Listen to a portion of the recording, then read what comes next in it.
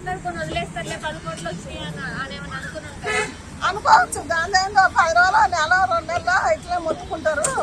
వాడు మొగోడు కదా నన్ను ఏం చేస్తుంది అనుకుంటాను. అదే కదా 10 రోజులు ఒత్తుకుంటూ వదిలేస్తుంది అనుకుంటారు. వాడు నిజంగా మొగోడు అయితే వాడికి ఉద్యోగం దమ్ముంటే అంత డబ్బు ఉంటే పేదవాళ్ళు ఎంతమంది ఉండరు. గుడిసెలు లేనోళ్ళు, బట్టలు లేనోళ్ళు, మూల ఎన్నో పల్లెటూరు గ్రామాలలో చాలా మంది ఉన్నారు. వాడిని పెట్టమనపోయినా అసలు వాడికి 9 కోట్లు పెట్టడానికి సిగ్గులద్దలేదు. ఫస్ట్ మెయిన్ వాడికి ఉండాలి సిగ్గు. దానికి 9 కోట్లు ఇచ్చి కొనుక్కున్నాడా? కొనుక్కున్నప్పుడు దాన్ని కరెక్ట్గా కూర్చోబెట్టాలి. అమ్మ నాకు పెళ్ళి అయింది ఇంతకుందే, నీకు ఇంత డబ్బు ఇస్తానని మురగాలట. మళ్ళీ ఎగ్రిమెంట్ రాసుకున్నాట డబ్బు ఇచ్చేటప్పుడు అన్నీ రాసుకున్నాట. మురగాలు వాడికి సాఫ్ట్వేర్ ఇంజనీర్. అరే చూసి సిగ్గు తెచ్చుకో. ఇప్పటి నుంచి ఒకడు చేయకుండా ఉంటాడు. అశ్వరెడ్డి వాళ్ళ ఫాదరు అసలు నాకు ఇండస్ట్రీ అంటే ఇష్టం లేదు, మా వద్దన్నా కానీ తనే వెళ్ళింది. అరే వాళ్ళ నాన్న అల్లకొచ్చి గజ్జల దాకా జాకెట్ లేకుండా లంగాలు లేకుండా అవి చేసినప్పుడు తెలియదు ఆ తండ్రికి.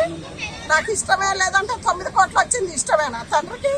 తండ్రి ఇప్పుడు తండ్రి పరువు పోలేదా? తల్లి పరువు లేదా? ఎవరు పరువు పోలే? తండ్రి ఇష్టం లేదన్నాడు. 9 కోట్లు ఇస్తాను ఎందుకు తీసుకున్నాడా?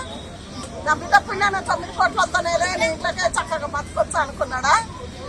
తండ్రికి సిగ్గుండాలి. అంటే తల్లిదండ్రులు లేని వాళ్ళంటే దానికి భయం భక్తి లేదులే అనుకుంటారు.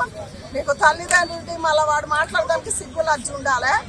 కాకపోతే వాడి డబ్బు ఏదో వాళ్ళకి తిరిగి ఇస్తే బాగుంటుంది చెప్పారు. లేకపోతే నేను ఇంట్లోనే ఎవడు నమ్మడు. సినిమాలు కానీ ఏడికి లేని యాంకరింగ్ కానీ ఏడికి రానియరు.